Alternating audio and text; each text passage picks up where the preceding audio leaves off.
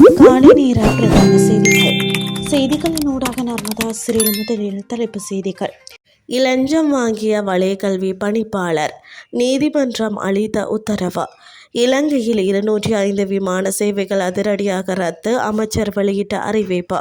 அலி கமேனியின் மறைவு, ஈரான் உச்ச தலைவராக பொறுப்பேற்க மொஜ்தபா கமேனி. இனி விரிவான செய்திகள்.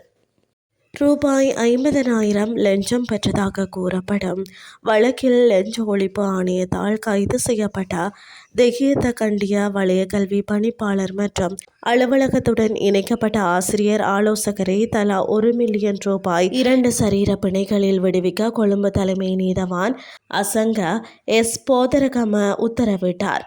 சம்பவத்தில் சந்தேக நபருக்கு பயண தடையும் விதித்து நீதவான் உத்தரவிட்டார்.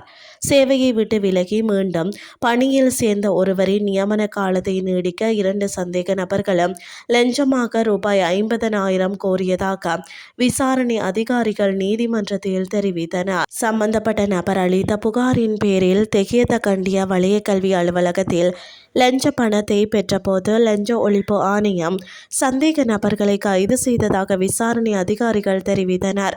கைது செய்யப்பட்ட வலயக்கல்வி பணிப்பாளரும் ஆசிரியர் ஆலோசகரும் தெஹியத்த கண்டிய நீதவான் நீதிமன்றத்தில் முற்படுத்தப்பட்டு நேற்று விளக்கமறியலில் வைக்கப்பட்டனர்.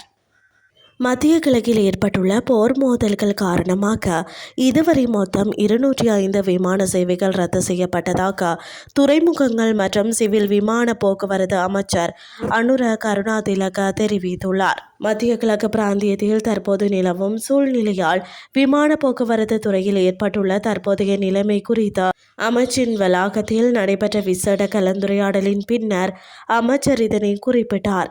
மேலும் கருத்து தெரிவித்த அமைச்சர், நாட்டுக்கு வரவிருந்த 107 விமானங்களும் புறப்படவிருந்த 98 விமானங்களும் என மொத்தம் 205 விமான சேவைகள் ரத்து செய்யப்பட்டுள்ளதாக கூறினார்.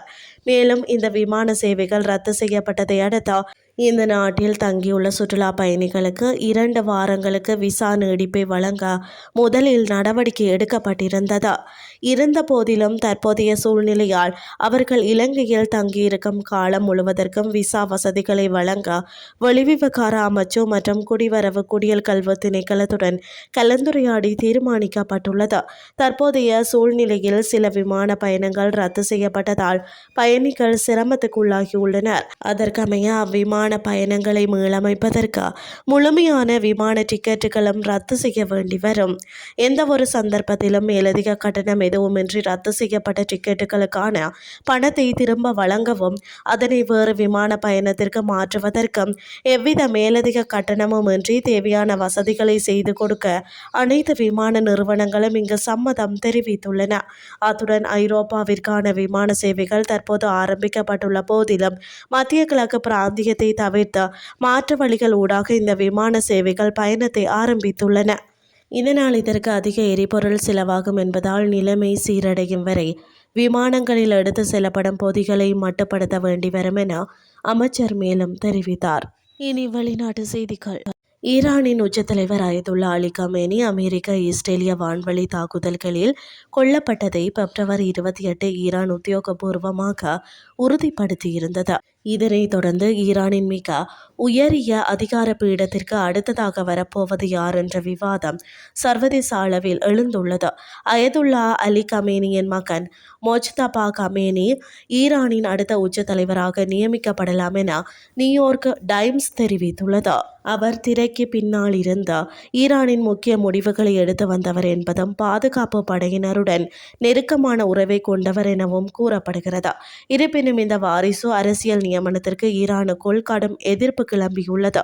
1979 புரட்சியின் போது மன்னார் ஆட்சியை வீழ்த்த உருவாக்கப்பட்ட குடியரசு தத்துவத்திற்கு அமைய தந்தைக்கு பிறகு மகன் ஆட்சிக்கு வருவது முரணானது என்ற மதகுருமார்கள் தரப்பில் விமர்சனங்கள் எழுந்துள்ளன.